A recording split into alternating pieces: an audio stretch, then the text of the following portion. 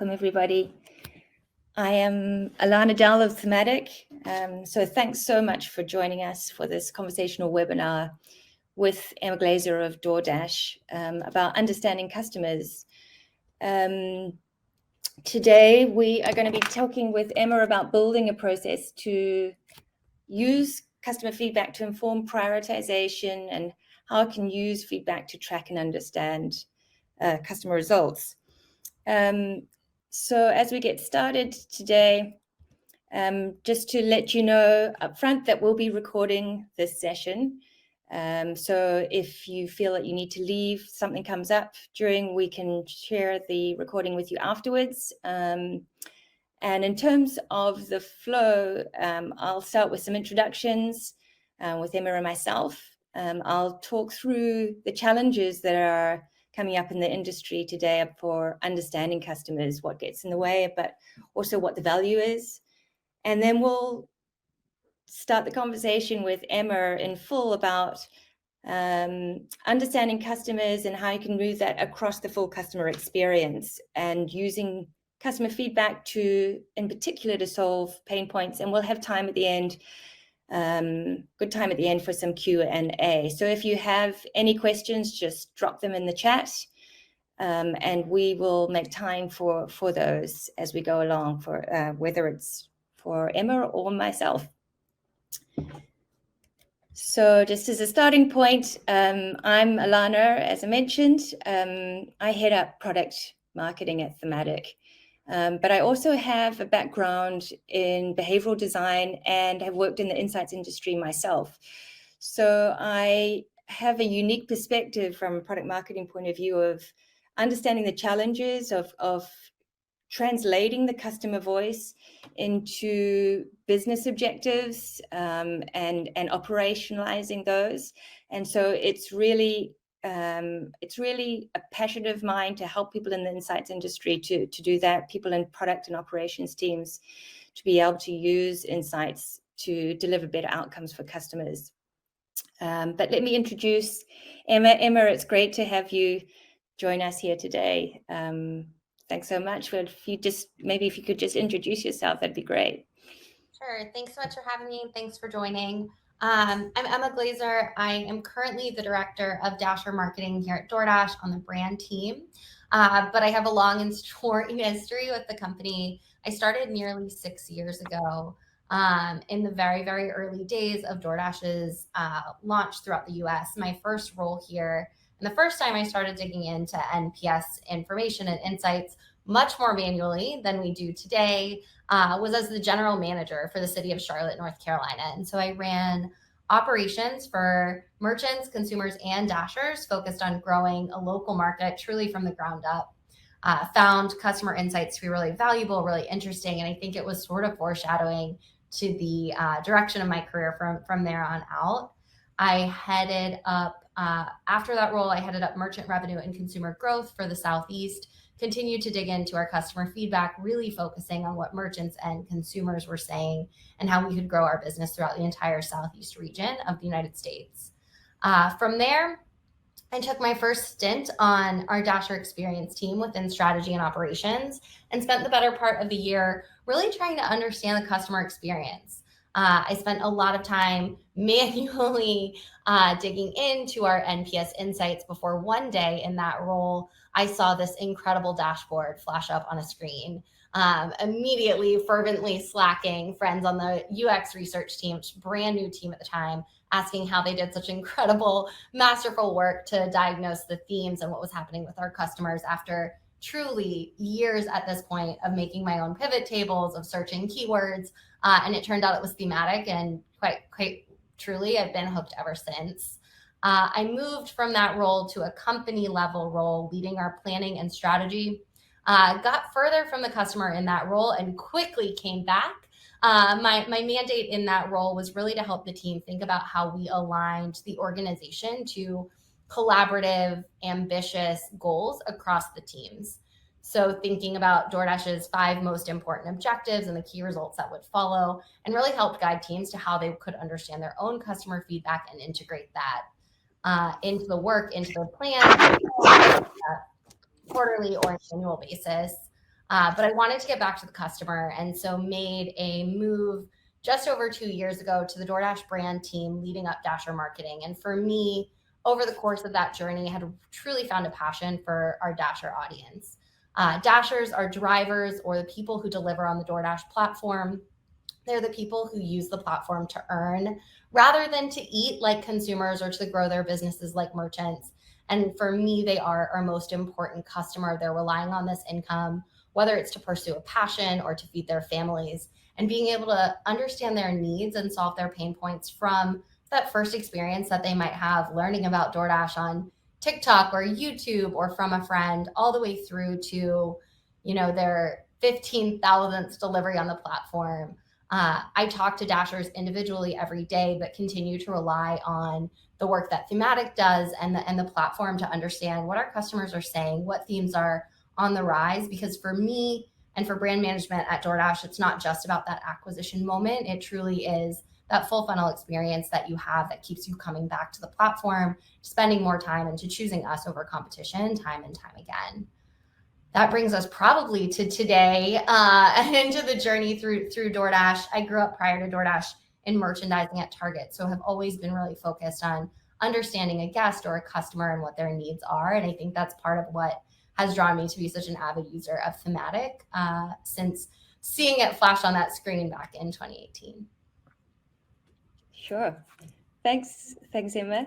Yeah, it's really, it's just a moment to also thank you, because as somebody who has engaged with us in also helping develop the way that we head Thematic in new directions, we're always working closely with our customers to evolve the product to make sure it works for you. So as someone who's passionate about it, it also helps us really drive where we're going in the right way that's useful to you. So thanks. I wanted to then just spend a bit of a moment about Thematic to explain what we do, is that we're really revolutionizing the way that organizations get practical value out of customer feedback. It's where we're aiming to, or helping customers, organizations understand customers, solve problems, and deliver better products. So our Thematic AI makes sense of thousands of pieces of feedback in minutes to let you visualize and discover what's important. So our vision is to help product and insights teams like Emma's at DoorDash to easily bring customer needs and experiences into decision making and deliver a better product more efficiently. So it's really about making it easier, but also making it rich and insightful. And one of the reasons that I just wanted to mention the value, or the sort of the imperative for this, is because it's never been noisier. While Emma talked about you being at the front line at the beginning, where she could be with Dashers, or those days when you're at the front line of the customer at the counter, it's easy to get that customer feedback. But at the scale that we're growing at, when it's technology involved, it's really difficult to find out what's important, to see the emotion. And yet we need the rich feedback. We need the text feedback, because it gives us context to the metrics, or to understand why something's going up, or what's happening with our score. Why does something matter? And at the same time, information is not necessarily the issue. It's because there is so much information at the moment, with customers able to share feedback across a number of different channels. And product teams are overwhelmed with the amount of features and ideas that are on their backlog, and the information coming in. So we work with insights and product teams to enable them to harness that feedback to get practical value. So Emma, I think for us would be great, I think, to sort of find out from you, taking that into a more practical view. You've already talked about how you discovered Thematic and how it made it really quick and easy. You saw the dashboard. It'd be great to get this idea of what that looks like, and who your customer is across your role, and what it is that you look at. What kind of customer understanding are you looking for? Yeah, definitely. So I think for me, the mission of the DoorDash brand team for Dasher If we think about our overall company positioning, our aim is to provide access to local opportunity. The way DoorDash works is a flywheel where all of our audiences are interconnected. When a customer places an order, a merchant grows his business, a Dasher gets earnings opportunities. And so understanding our audiences and the way that they partner and work together is really important. But for me, my mission is to provide access to opportunity at the local level by providing earnings opportunities for Dashers. And Dashers are a very diverse customer group. There are as many reasons to dash as there are Dashers on the road. As you heard, right, when I was doing this from the beginning, I was meeting with Dashers, not even as the head of Dasher marketing, but as a general manager of my market every Wednesday. It was the only regular routine I had in that role. Every Wednesday morning, I would get coffee, donuts, and bagels, and I would sit in the local Charlotte office, and Dashers would come in and talk about their pain points. And I could start to get a sense in that meeting of what's an individual one-off anecdote versus what is everyone feeling. Parking in Uptown was a significant problem, and I heard it over and over and over again. And now at the scale that we're operating on, being able to distill that anecdote, that interesting nugget that really resonates with my friend Leo in Houston, who's done 15,000 deliveries and is 73 and has a very specific point of view about his experience on the platform, to what he's referencing that is indicative of what all Dashers are experiencing, can be a lot harder today with over 1 million active users than it was when my handful of Dashers would come in every Wednesday. And so for me, the brand and the customer experience are inherently and inextricably intertwined. For you to love our brand, you will love our experience.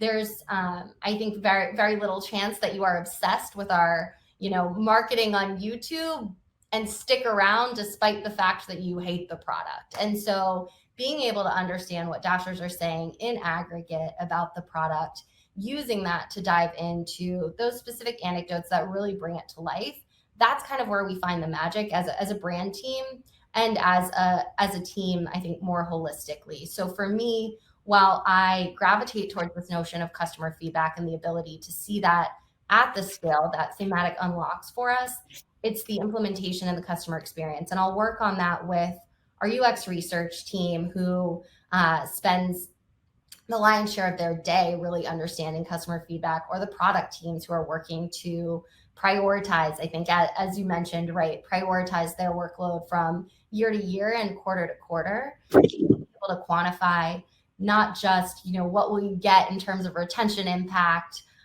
or an impact to the bottom line by making these changes, but also what will that do for our long-term customer sentiment, because we know that will drive retention too. So for me, the brand and the customer experience are so interconnected. We know that you can't love one without the other. And so finding ways to make those connections between what we stand for as a brand, which we'll talk about in just a second too, but what we stand for as a brand and the customer experience of Dashers on the platform is truly how I see this role. And so we unlock access to opportunity by having the best product experience and a brand that you can truly love. Yeah, sure. So, so it encompasses a lot. So I guess you're working with a few different stakeholders, different teams, as according to what they need to know as you deep dive into customer understanding. But then with the problem of prioritization, how do you go about operationalizing the process of working with feedback? I think we talked about this. We talk about finding pain points and opportunities, and of course you're gathering the feedback. Who is it that you work with? Remind me who it is that you work with to gather feedback at the moment. Yeah, so our UX research team obviously spends a lot of time running surveys, deep diving into different themes even that we'll see in Thematic. So if we start to notice something, maybe it's a rare theme on the rise, or it is driving a disproportionate of either positive or negative impact to our overall NPS score, we might discuss that with our UX research team, who can not only deep dive some of those verbatims, read the summaries in Thematic, but also start to have focus groups to talk to Dashers, to hear their experiences. And it really helps, I think, them focus on what questions to ask, where to deep dive, right? You aren't thinking about the entire universe. You've got these 3 or 4 themes that you've seen either drive a disproportionate impact to the score. Maybe we want to double down, or maybe it's something we need to fix.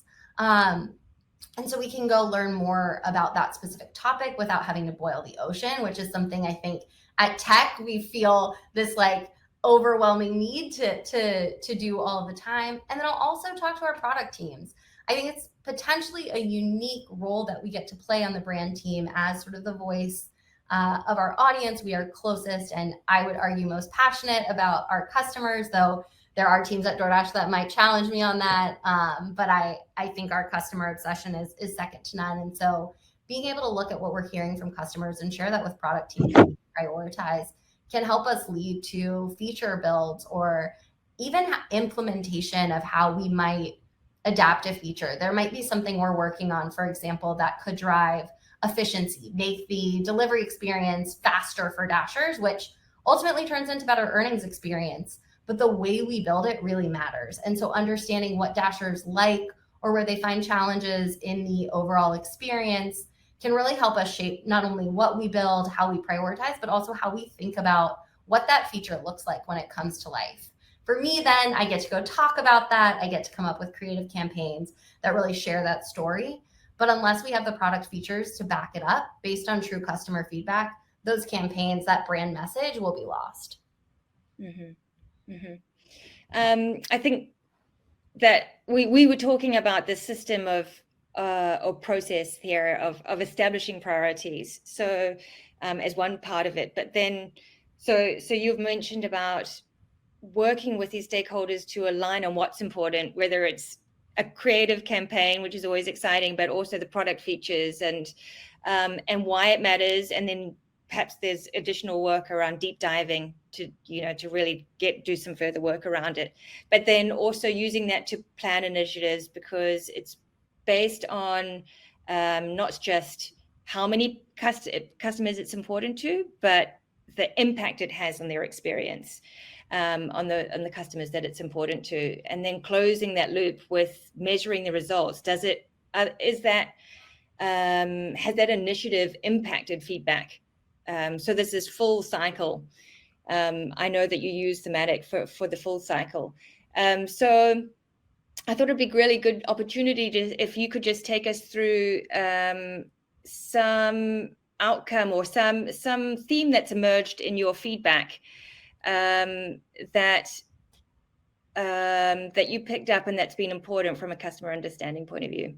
Yeah, definitely. And I think the measuring results piece is really important too, as we sort of shift into that. And it's what we didn't talk about on the last slide, but I think it adds a dimensionality to our ability to measure the impact, because not only do you see perhaps it drives your KPIs, whether that's sales or retention or engagement, but you can also see that it helps people prefer your product, or you can see that if there was a pain point, one of my favorite things to do is actually to goal us on making that go away, right? So getting it down to 0. So it's not about necessarily flipping, a pain point to a positive, but just getting it so that it's not something that shows up in comments anymore. And it's really easy to see that.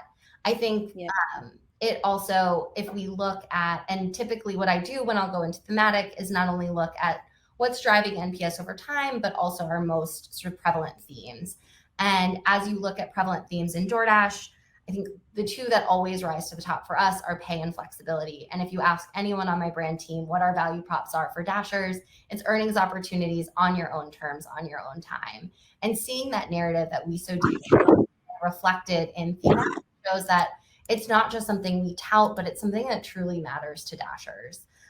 You see that flexibility come up time and time again. And at DoorDash, what that's always meant is really the ability to do this on your own terms. You don't have a boss.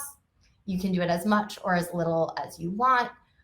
You have the ability, as it says here, to make your own schedule, but we do have a schedule. And in digging deeper into this flexibility, we were able to use that not only as something that we talk about in our marketing campaigns, but also as features that we could build in to reward Dashers or recognize them. And so our Top Dasher program now has an added perk where Dashers can truly dash anytime they want, whether the roads are busy, whether they've scheduled or not, really doubling down on the way that we bring flexibility to life across the platform. And you can see the impact of that on not only overall sentiment, but you can see the impact of that on retention of those dashers and retention on the platform overall. But it is, I think, here one of the notions. If you've heard anything about dashing on DoorDash, you know that dashers come here for the flexibility, and being able to see that reflected back truly in the feedback, in the summaries that we see. It definitely helps us, I think, feel validated and reinforce the mission and the message and our commitment to our audiences, and also helps us think about how we build features that truly support and lean into those value props.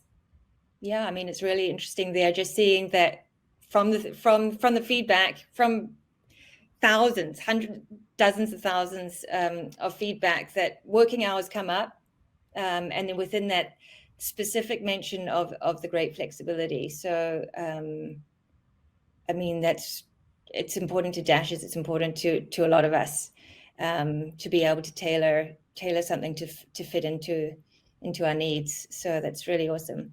I think what I'd really also like to discover is if you could tell me more about an outcome or some.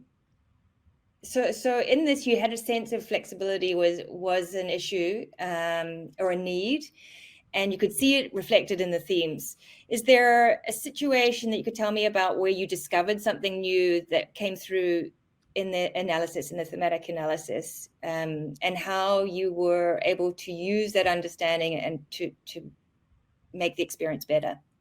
Yeah. So Thematic has a feature where you can see rare themes on the rise. And I think this really goes back to what we were saying. We're a company that, while being very metrics and data driven, deeply values the anecdotes, but being able to understand what's an anecdote that's indicative of a broader pain point, how we really would address it. Is it, a story to think about? Is it a very specific pinpoint initiative?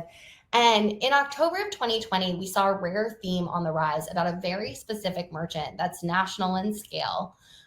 It's something I had heard in individual Dasher feedback, but you never know. Is that one store? Is that a national problem? Do I need to call a store manager, or do we need to overhaul processes?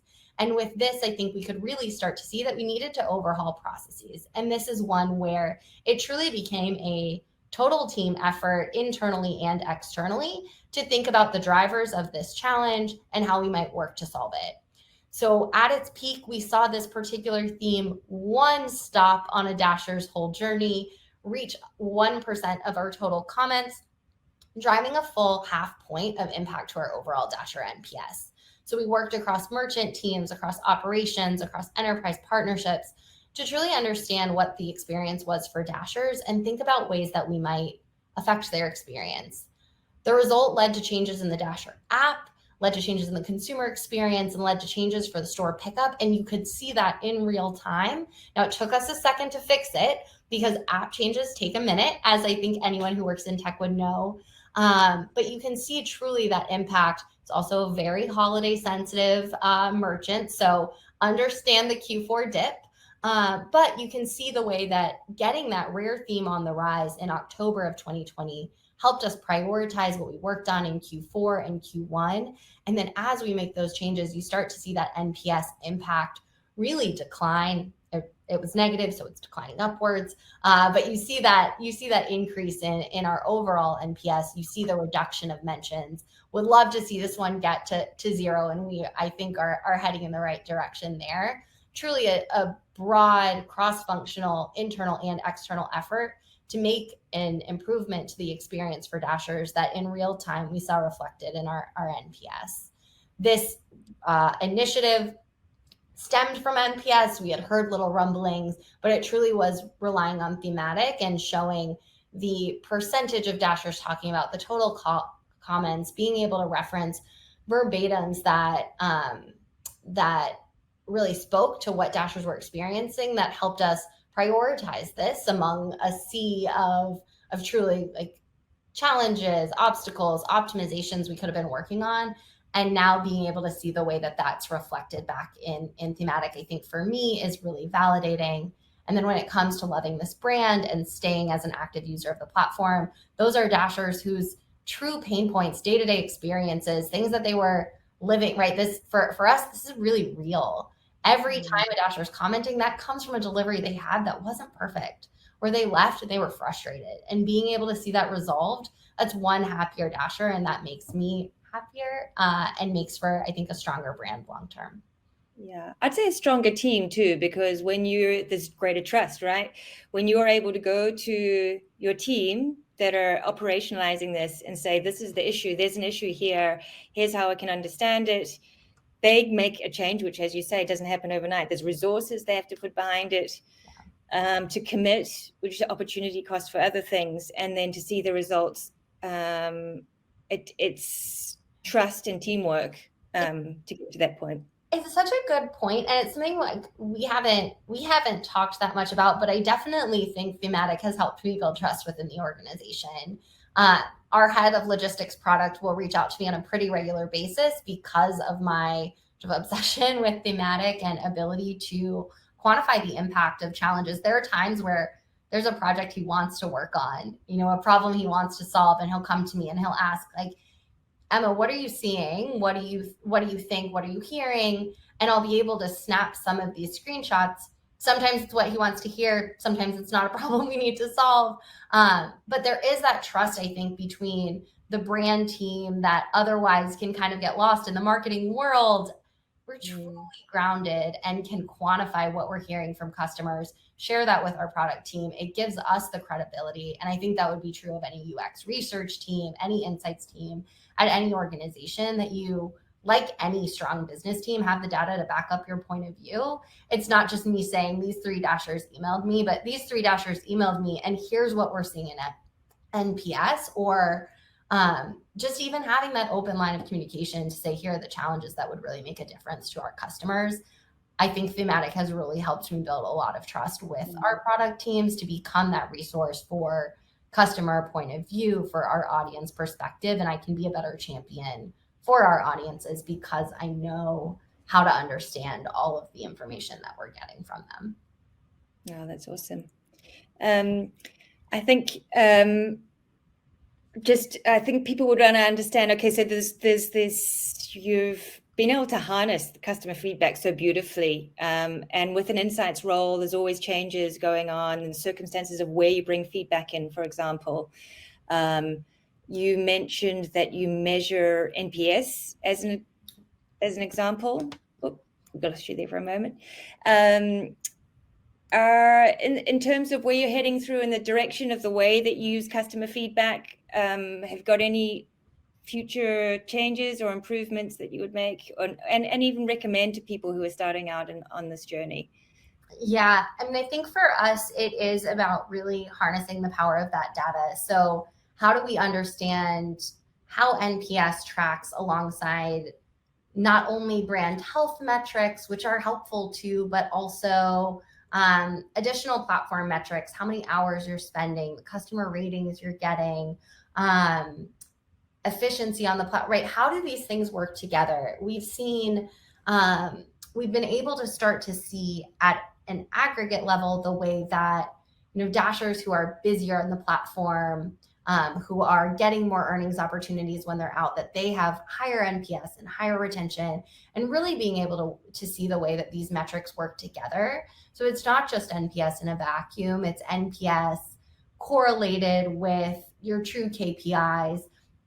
I think that's really where the power of being able then to see the themes that are driving it comes into play. Because if you understand the way your metrics work together, and then what themes are driving your NPS feedback, then if you address whether it's a pain point or double down on something that's really working, you can see that reflected back in your KPIs, in the KRs that might matter to you and to your team. And so for us, we're still working on ways that we can connect our data sources and get smarter about the way that these different kind of places where we have information, where we have depth of research and depth of insights, can connect back to what we're trying to do, not only for our customers, but also for the business. Because both matter for a sustainable long-term solution that will, in my world, unlock endless earnings opportunities for dashers for the long term. I think when we do that, we find scenarios where you can win on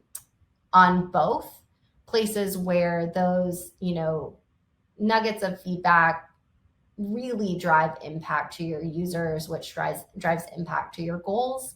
And so that's where we're going, is finding ways to get smarter about our different sources of data and how they connect, so that we can continue to invest in making product solutions that really meet the needs of our customers. Mm-hmm. That's great.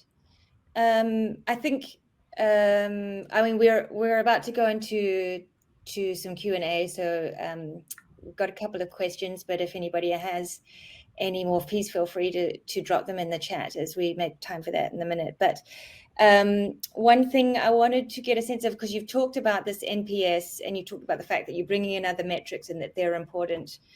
How important is and it's something that's brought up with a number of insights people, and it's what the business gets used to, but how important is the NPS metric in itself? How useful is that to you on its own, or can you shift? How much flexibility is there? Yeah. So for me, in my world, NPS is our longest running historical measure.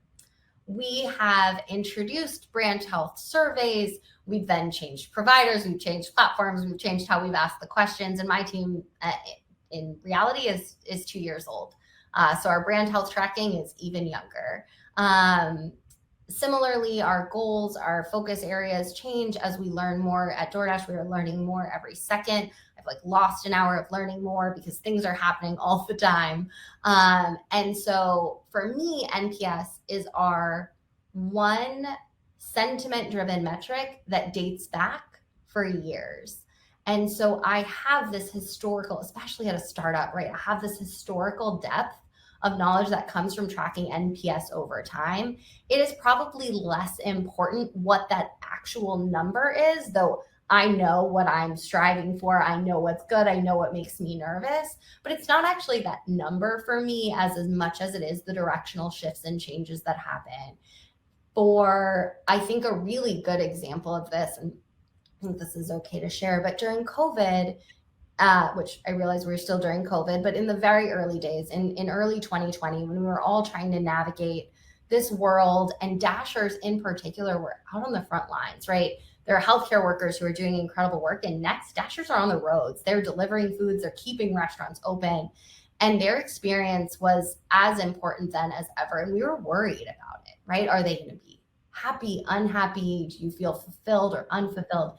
And using Thematic during that time, we reached record highs. And it didn't mean that we could take our foot off the gas in supporting Dashers with COVID financial assistance and contactless delivery and telehealth options if you need it. But being able to track a reference of we're giving people earnings opportunities at a time you're feeling the value of connecting your communities that I've always believed Dashers provide. It gave me, I think, a great sense of pride and accomplishment, but also of passion and fervor to continue working for Dashers. But using that as kind of this directional, here's where we are, here's where the headspace is relative to where we were before. You can see the same thing if something happens in the media or the press. How much is that reflected in what Dashers are thinking or how they feel? So a long answer to a short question, but I think for me, it is the most sustained reference point that I have for just directionally, are we better? Are we worse? There are certain numbers if we hit that trigger, I need to rally our strategy and operations teams, our product teams. Let's deep dive what's happening before it becomes an issue, or times where we can celebrate underlying wins that we didn't expect to meaningfully change feedback, where we found something from insights and research and metrics that actually moved the needle. And so that's pretty cool. The actual number itself, less important, probably a little bit more relative, but at this point we have a really good sense of what relativity kind of means to us, which is why I think, despite the fact that a number to me may be something really different to a number on the consumer team, the merchant team, or teams externally, it's those movements and the drivers of the movement that I'm most interested in. Yeah, I think it's quite interesting you talking about the flexibility earlier and the importance of the flexibility in for Dashers, and then within that the flexibility to be able to, there's a constant, which is this metric, but there's a flexibility in being able to understand what's important to your customer, to the dashers. And even though you might even have a metric that might stay the same, but what's important relative, what's driving that changes over time. So there's a need for flexibility within the way that you analyze the data. And I know that's something that many of our customers appreciate about Thematic. I did just want to take some time for the Q&A, and we just had one question about looking at impact and understanding how do you determine what impacts NPS. And so I'll answer from the Thematic side of things first, and then you might want to talk about how you work with it. But within Thematic, actually the impact score came about, the way that we worked with impact came about because our customers asked us. We know what's important overall. We know how many people are talking about something, but how much is that going to impact our business if we take action, or if that theme wasn't mentioned? And so we have a tool that calculates a metric. It could be NPS, it could be CSAT, it could be even a sentiment score. It calculates the impact overall for our customers, how the customer is feeling, gives you a score, and then the impact of a theme by whenever that theme was mentioned, what was the score that they were used. And then if you take away the people that mentioned that theme, how does the metric change? And we can see from the difference what the impact is. If you were to address that theme, if that theme no longer exists, how would the metric, how would it be NPS improved? And we saw earlier that with the merchant, when the theme around that merchant was arising in your feedback, we could see that the impact was negative to the NPS, but then over time, as you addressed that theme, addressed what was happening with that merchant, we could see that the negative impact diminished. So they might talk about the merchant, but it had a less negative impact on the one side of that. And in addition, fewer people were talking about it. So that's the way that we work with it in the platform. I don't know if there's anything you'd want to add to that, Emma. Yeah, I think that's right. I tend to look at it time frame by time frame. So I'll look at it month over month or quarter over quarter, and look at kind of the impact of each comment theme on the overall score, positive or negative. But I'm usually looking at it not just in a silo, but from December to January, or from Q2 to Q3, or from when we updated a new product feature to after, right? Understanding what are those changes over time, to me, is where that's really interesting, and where I can see, from Q3 to Q4, we saw a positive impact of these three themes. We saw a slight decline coming from this particular theme. So that's where we'll be focusing our energy or effort or resources as we get into the next quarter of plans and product features. And that's something that our management team has always found very interesting. I'll tend to report on that in our monthly business reviews and updates, just in terms of what are those themes that are driving changes moment to moment, more than while I will occasionally look in a vacuum of like, okay, right now, what has the highest impact? Typically, I'm looking at it as a kind of on a time horizon. Okay, that's great. Another question I had was around bringing in the data itself and how you go about. If you could just share about your integrations or the way that you share data within Thematic, or how difficult or easy, I guess, was the thinking about somebody who's going about it. I think this process would have been set up before you came on board. And so is there anything that you've had to get involved with? Has there been any difficulty with adding data? Is probably a quick question. No. A lot of the infrastructure was set up, and I spotted it and got myself involved. But in terms of sharing data or pulling data and information, it is so easy that sometimes I don't want to tell people because I feel like knowledge is power.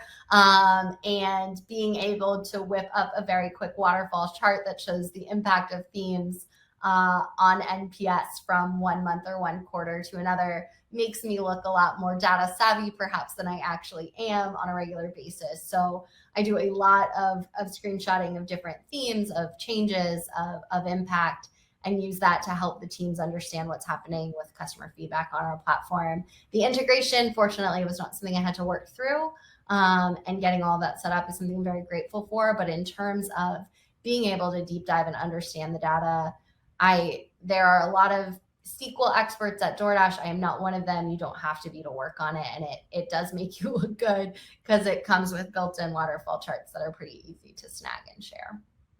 Yeah, that's awesome. Okay, great. So I'll just check to see if there's any other questions. And I'll just wait as that comes through. But in the meantime, just wanted to thank you very much, Emma, for your time. It's been really, really good to chat. And yeah, I always enjoy chatting with you, and your passion for Dashers is really really inspiring, because you clearly care very much about making impact on not as a brand but as on people's lives. And it's great to have a meaningful day-to-day work. Yeah, there's nothing else come through. So thank you very much, everybody. If you do want the recording goes to those that have missed. But please shout out if you'd like to get in touch afterwards. Just reach out to us at Thematic. Okay, so we've got one question here about do you bring in any feedback or verbatims across social media? I do. I will. If we see them, I think some of those are channels that Dashers are sharing with Dashers. This is information Dashers are sharing with DoorDash. They are giving us this feedback. We do value that, but it is harder to aggregate and quantify and understand. Social media, even in public forums, as we know, is also can be a bit of an echo chamber, and it's hard to distill out event from feedback, from what to work on and what not to. We definitely will use social listening and sources of information that kind of happen in the broader sort of like internet universe, but find Thematic to be a little bit more action oriented, or a lot more action oriented, in terms of really getting at that aggregate of what people are saying and what it means to how they feel. Plus, it comes with that. I really do appreciate the time horizon, so you can see ebb and flow and rise and fall, where sometimes something that gets its way or becomes viral on Facebook may just be kind of interesting, but not necessarily indicative of something that you should take action on right away. So absolutely, we use lots of sources. We talk to Dashers on a regular basis. We still use focus groups. We still use quantitative and qualitative surveys to get more information. But there's something really powerful in the way this aggregates all of that customer feedback to help you make decisions. But definitely use many, many sources for understanding our broader customer landscape.